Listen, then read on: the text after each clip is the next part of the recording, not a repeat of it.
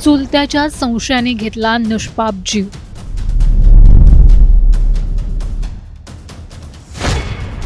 रक्ताच्या नात्यानेच केला विश्वासघात।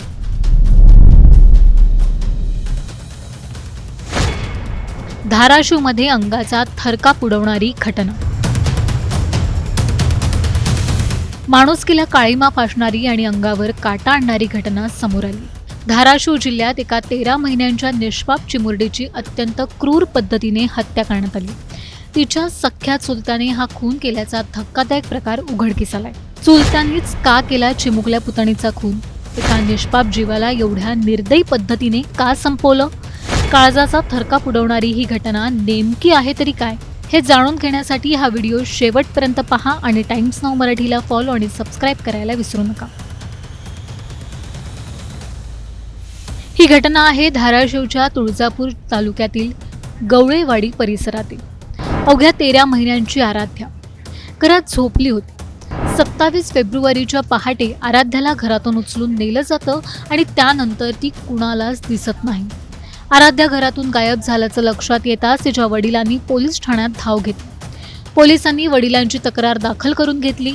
तामलवाडी पोलीस ठाण्यात आराध्याच्या अपहरणाचा गुन्हा दाखल करण्यात आला आणि पोलिसांनी वेगाने आपली तपासाची चक्र फिरवली। याच दरम्यान एक धक्कादायक माहिती समोर आली। ज्या दिवशी आराध्या गायब झाली त्या दिवशी तिचा चुलता तिला घेऊन जाताना दिसल्याचं गावात बोललं गेलं। पोलिसांनी आपला मोर्चा आराध्याचा काका संकेश्वर मानेकडे वळवला।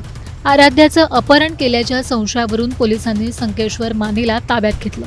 पोलिसांनी संकेश्वरची कसून चौकशी केली, पण तो आधी पोलिसांना उडवाउडवीची उत्तरं देत होता। संकेश्वरची उत्तरं ऐकून अखेर त्याला पोलिसी खाक्या दाखवलाच तसा संकेश्वर घडाघडा बोलायला लागला। संकेश्वरनी जी कबुली दिली त्याने पोलीसही हादरून गेले। आरोपी संकेश्वरनी पोलिसांना जी माहिती दिली ती खळबळ उडवणारी होती। आराध्याची आई ही एका पुरुषासोबत पळून गेली, त्यामुळे संकेश्वरच्या मनात हा संशय होता की आराध्या ही त्याच्या भावाची मुलगी नाही।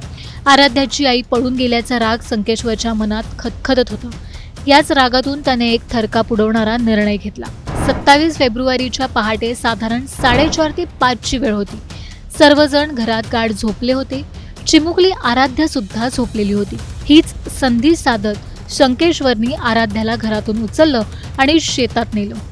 तिथे तिची अतिशय निघृण पद्धतीने हत्या केली।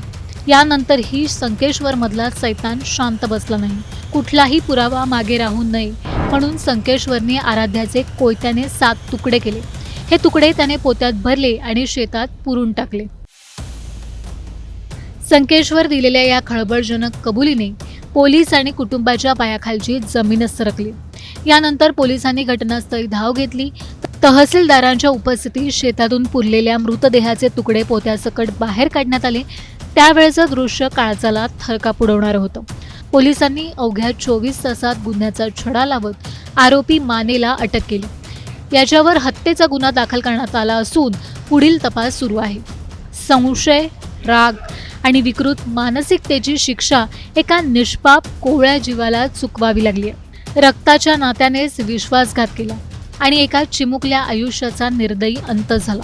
पण आता सर्वात मोठा प्रश्न आहे की अशा प्रकारच्या घटना थांबणार कधी? नात्यांमधला विश्वास इतका का ढासळतोय? संशय इतका भयानक का ठरतोय की तो थेट जीव घेऊ लागलाय? तुमचं मत आम्हाला खाली कमेंट करून नक्की सांगा आणि चॅनलला सबस्क्राईब करायला विसरू नका।